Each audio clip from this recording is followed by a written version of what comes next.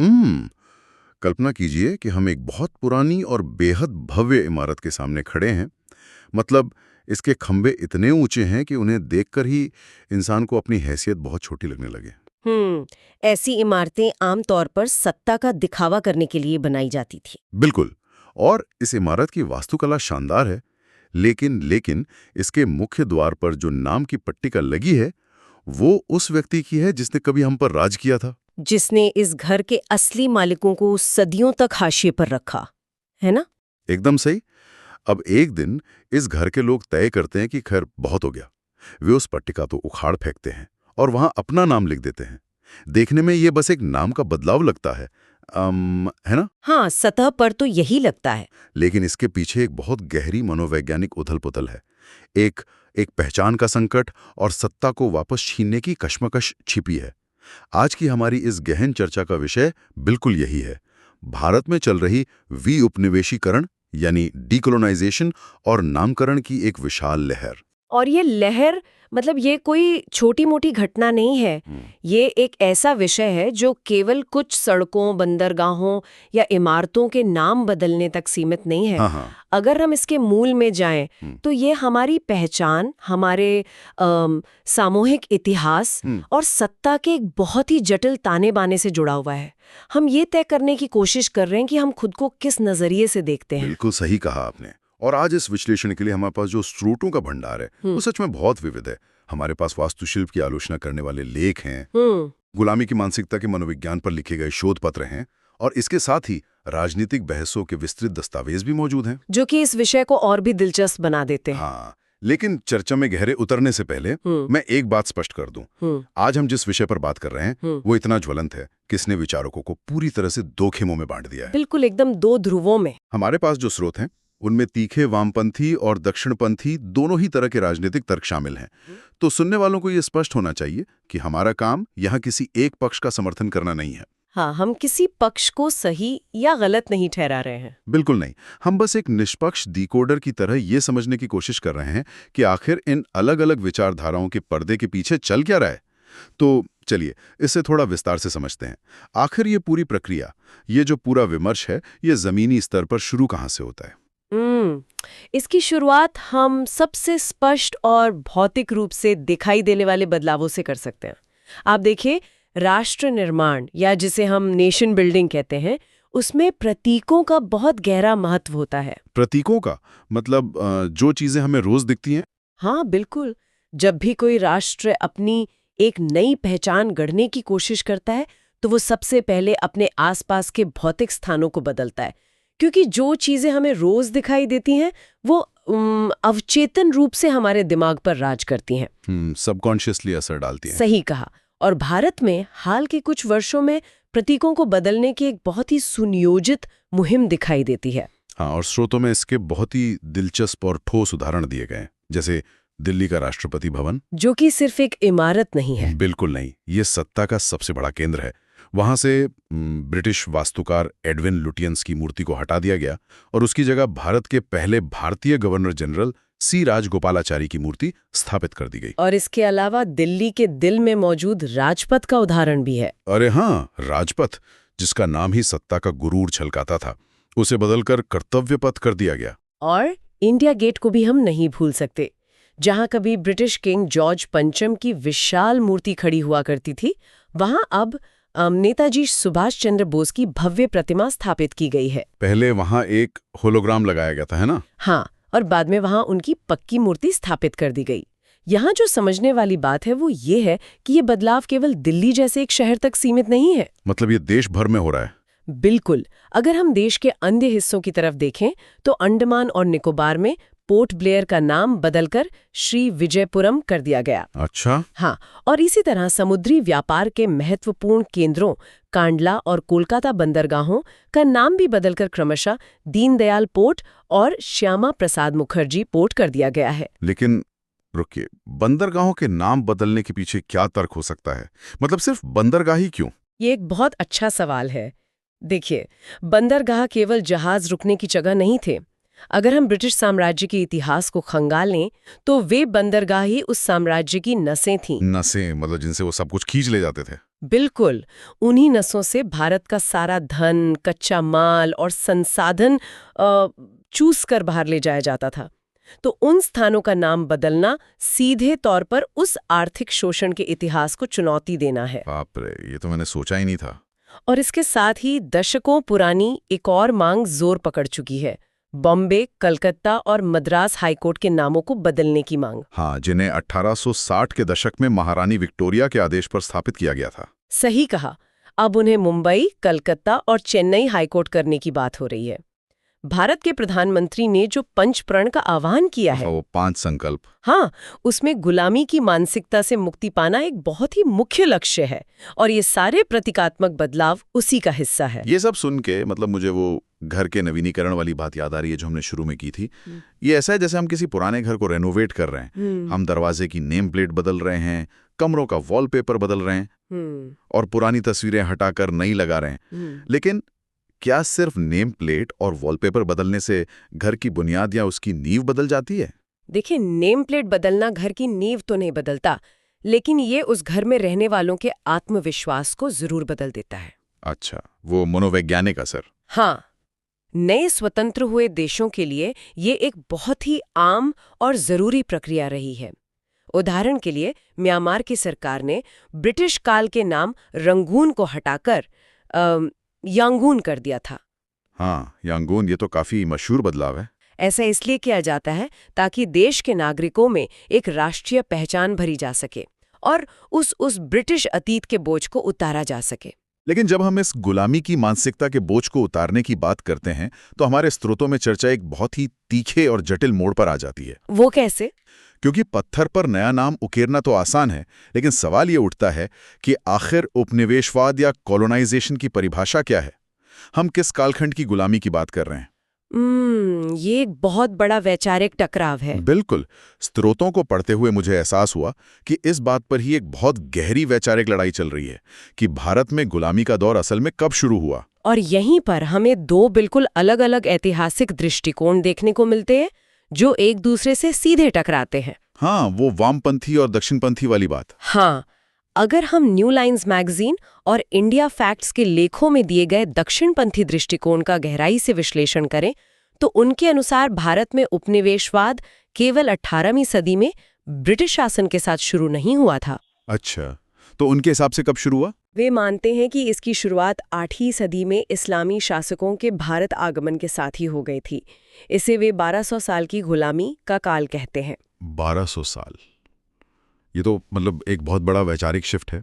प्रधानमंत्री के भाषणों में भी कई बार सैकड़ों वर्षों की गुलामी या 1200 साल की दास्तां का जिक्र आता है। बिल्कुल, और इस दृष्टिकोण के तहत केवल ब्रिटिश निशानों को ही नहीं बल्कि मध्यकालीन इस्लामी काल के नामों को भी औपनिवेशिक माना जा रहा है। जैसे इलाहाबाद का नाम बदलकर प्रयागराज करना या फिर दिल्ली की औरंगजेब रोड का नाम बदलकर doctor APJ Abdul Kalam road करना। हमारे एक स्रोत में मशहूर इतिहासकार विल डुरैंट की किताब का हवाला भी दिया गया है। जी, विल डुरैंट ने औरंगजेब को एक ऐसे कट्टर शासक के रूप में चित्रित किया है जिसने अनगिनत ऐतिहासिक मंदिरों को तोड़ा।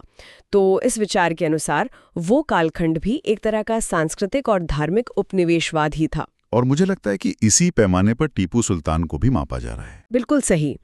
टीपू सुल्तान, जिन्हें पहले के इतिहास की किताबों में एक उपनिवेशवाद विरोधी नायक के रूप में पढ़ाया जाता था, मतलब अंग्रेजों से लड़ने वाले योद्धा के रूप में। हाँ, उन्हें अब इस नए विमर्श में एक क्रूर शासक के रूप में देखा जा रहा है। लेकिन दूसरी तरफ जो वामपंथी और अकादमिक इतिहासकारों का दृष्टिकोण है वो तो इस पूरे नैरेटिव को ही सिरे से खारिज करता है। हमारे स्रोतों में कोलंबिया विश्वविद्यालय के इतिहासकार मनान अहमद का एक बहुत ही दिलचस्प तर्क है। मनान अहमद का तर्क सच में सोचने पर मजबूर करता है। वे कहते हैं कि भारत के इतिहास को हिंदू काल, मुस्लिम काल और ब्रिटिश काल में बांटने का जो ये नजरिया है ये खुद एक ब्रिटिश औपनिवेशिक सोच की उपज है। ये बात बहुत महत्वपूर्ण है। मनान अहमद याद दिलाते हैं कि 19वीं सदी के ब्रिटिश इतिहासकार जैसे कि स्टैनली लेन पूल, हाँ, स्टैनली लेन पूल, उन्होंने जानबूझकर भारत के इतिहास को इस तरह लिखा ताकि इस देश के जटिल इतिहास को सिर्फ और सिर्फ धर्म के चश्मे से देखा जा सके। मतलब उन्होंने एक तरह का नैरेटिव सेट कर दिया। हाँ, उनका मकसद ये दिखाना था कि मुस्लिम बाहरी हमलावर थे और ब्रिटिश जो आए हैं वे एक मुक्तिदाता बनकर आए हैं।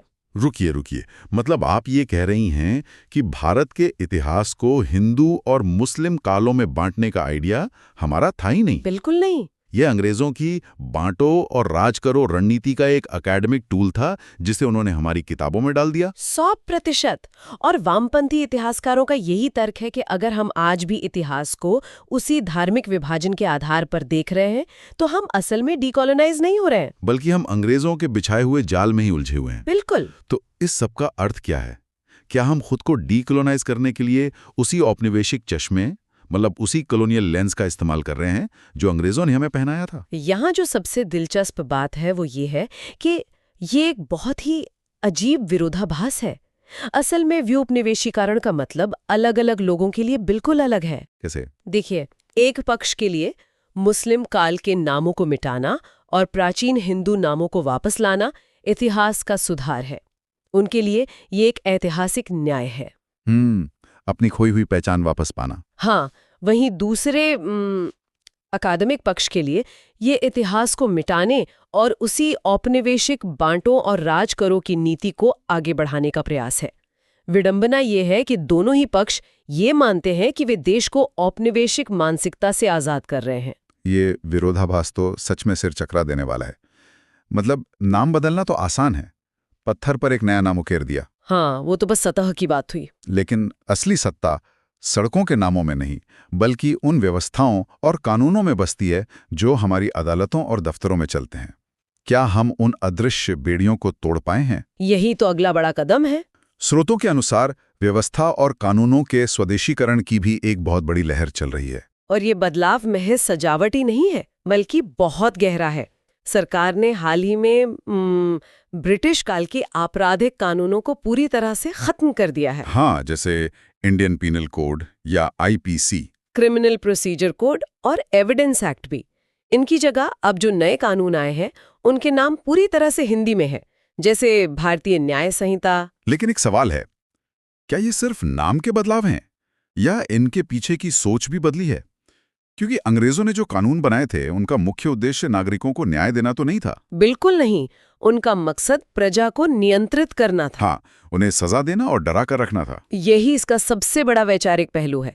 इन नए कानूनों को लाते समय तर्क यही दिया गया है कि न्याय व्यवस्था की भाषा और उसकी आत्मा स्वदेशी होनी चाहिए। मतलब फोकस सजा देने से हटाकर न्याय देने पर होना चाहिए। सही कहा। इसके अलावा रक्षा और प्रशासन में भी कई पुरानी परंपराओं को तोड़ा गया है। जैसे भारतीय नौसेना के ध्वज का उदाहरण लीजिए, जिसे नेवल एनसाइन कहते हैं। वो झंडे वाला बदलाव? आजादी के इतने सालों बाद तक हमारी नौसेना के झंडे पर लाल रंग का सेंट जॉर्ज क्रॉस होता था, जो सीधे तौर पर इंग्लैंड का प्रतीक है। हाँ, उसे हटाकर अब वहां छत्रपति शिवाजी महाराज की राजमुद्रा लगा दी गई है। ये तो बहुत ही शक्तिशाली प्रतीक है। इसके अलावा रेलवे बजट का आम बजट में विलय कर दिया गया, बजट पेश करने की तारीख बदल दी गई। और वो गणतंत्र दिवस की बीटिंग रिट्रीट सेरेमनी। अरे हाँ, वहां से प्रसिद्ध ब्रिटिश धुन अबाइड विद मी को हटाकर भारतीय धुनों को शामिल किया गया। लेकिन इन सब में जो बात मुझे सबसे ज्यादा प्रभावित करती है वो है शिक्षा के क्षेत्र में हो रहा बदलाव। शिक्षा का क्षेत्र तो सबसे महत्वपूर्ण है। हमारे स्रोतों में थॉमस बबिंगटन मैकाले के 1835 की शिक्षा नीति का बहुत विस्तार से जिक्र है। मैकाले की वो नीति, मतलब वही तो भारतीय शिक्षा व्यवस्था की नींव बनी थी। और उसका उद्देश्य कोई ज्ञान बांटना नहीं था। तो उनका असली मकसद क्या था? मैकाले का स्पष्ट उद्देश्य एक ऐसा वर्ग तैयार करना था जो रक्त और रंग में भारतीय हो, लेकिन अपनी पसंद, विचारों, नैतिकता और बुद्धि में अंग्रेज हो। बाप रे, ये तो पूरी तरह से एक मानसिक गुलामी का ढांचा तैयार करना था। बिल्कुल। अंग्रेजी भाषा को केवल एक संवाद का माध्यम नहीं रहने दिया गया, बल्कि उसे बौद्धिक श्रेष्ठता का पैमाना बना दिया गया। मतलब अगर आप अंग्रेजी बोलते हैं तो आप ज्ञानी हैं, और वरना आप गंवार हैं। इस नीति ने पीढ़ियों तक भारतीयों के अंदर एक गहरा हीन भावना का बीज बो दिया। अगर मैं इसे आज की तकनीक या कंप्यूटर की भाषा में समझाऊं तो मैकाले की शिक्षा नीति एक ऑपरेटिंग सिस्टम या ओएस की तरह थी। दिलचस्प एनालॉजी है। हाँ, जिसे 19वीं सदी में भारतीयों के दिमाग के हार्डवेयर में जबरदस्ती इंस्टॉल कर दिया गया था। इसका काम सिर्फ ऐसे क्लर्क पैदा करना था जो ब्रिटिश राज की मशीनरी को चला सकें। सही बात है। और अब जो नई राष्ट्रीय शिक्षा नीति आई है, जिसे हम NEP कहते हैं, वो इस पूरे पुराने अंग्रेजी सॉफ्टवेयर को अनइंस्टॉल करके एक अपना स्वदेशी OS डालने की कोशिश कर रही है, जिसमें मातृभाषा पर जोर है। हाँ। और यहाँ तक कि मेडिकल की पढ़ाई भी अब हिंदी में कराने की शुरुआत हो चुकी है। साथ ही पश्चिमी चिकित्सा के साथ आयुर्वेद के एकीकरण की बात हो रही है। आपकी ये सॉफ्टवेयर वाली बात दिलचस्प है, लेकिन इसमें एक पेंच है। पेंच? कैसा पेंच? आप नया स्वदेशी सॉफ्टवेयर तो इंस्टॉल करने की कोशिश कर रहे हैं, लेकिन क्या हमारा सामाजिक और प्रशासनिक हार्डवेयर इस नए OS को चलाने के लिए तैयार है? मतलब? क्योंकि जब तक आपकी शिक्षा, आपकी न्याय व्यवस्था और आपकी नौकरशाही जमीनी स्तर पर अंग्रेजी भाषा और विदेशी सोच पर निर्भर रहेगी, तब तक आप मानसिक रूप से कभी पूरी तरह स्वतंत्र नहीं हो सकते। ये तो बहुत ही गहरी बात कह दी आपने।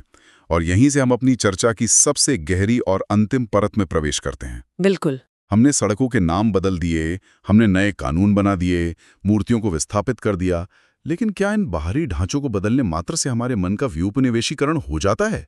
यही असली सवाल है। प्रोफेसर असीम मंडल का जो शोध पत्र हमारे स्रोतों में है, वो इस मनोवैज्ञानिक पहलू पर बहुत गहरी रोशनी डालता है। हाँ, असीम मंडल का शोध इस बात पर जोर देता है कि भारत का अपना प्राचीन ज्ञान बहुत ही समृद्ध और समग्र था। वे नालंदा के शिक्षा मॉडल का उदाहरण देते हैं। और उन्होंने कुछ आधुनिक विचारकों का भी जिक्र किया है ना? हाँ, वे स्वामी विवेकानंद, रविंद्रनाथ टैगोर और श्री औरबिंदो जैसे विचारकों की बात करते हैं।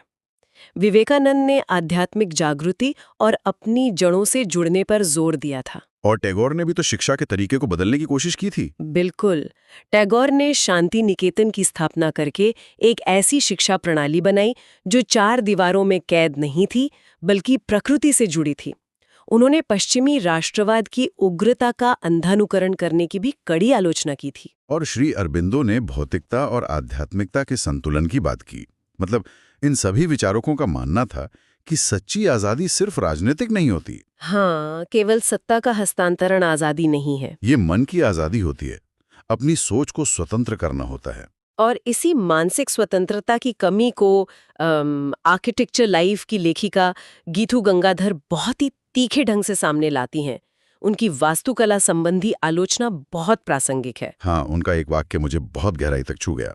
मूर्ति बदलने से कमरा नहीं बदल जाता। बहुत ही शक्तिशाली विचार है ये। वो सवाल उठाती है कि ठीक है, आपने लुटियंस की मूर्ति हटाकर सी राजगोपालाचारी की मूर्ति लगा दी, लेकिन लुटियंस ने पूरी नई दिल्ली का जो खाका खींचा था, वो लोकतंत्र के लिए नहीं, बल्कि एक साम्राज्यवादी पदानुक्रम को दिखाने के लिए था। यहाँ पदानुक्रम या जिसे हम हायरार्की कहते हैं, उसे समझना बहुत जरूरी है। हायरार्की? हाँ, हायरार्की यानी एक ऐसी व्यवस्था जहाँ कोई एक सबसे ऊपर बैठा है, जिसके पास सारी ताकत है और बाकी सब उसके नीचे दबकर काम कर रहे हैं।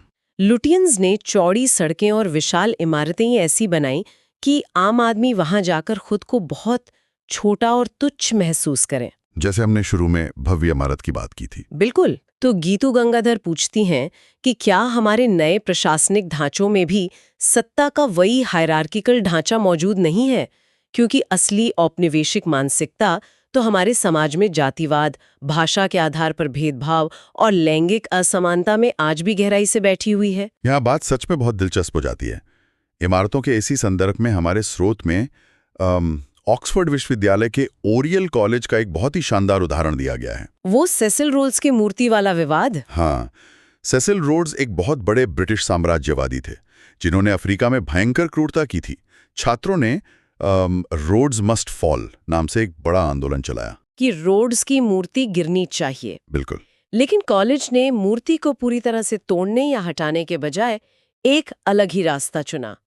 उन्होंने उस मूर्ति के ठीक नीचे एक सूचनात्मक पट्टिका या प्लैक लगा दिया। और उसमें क्या लिखा था?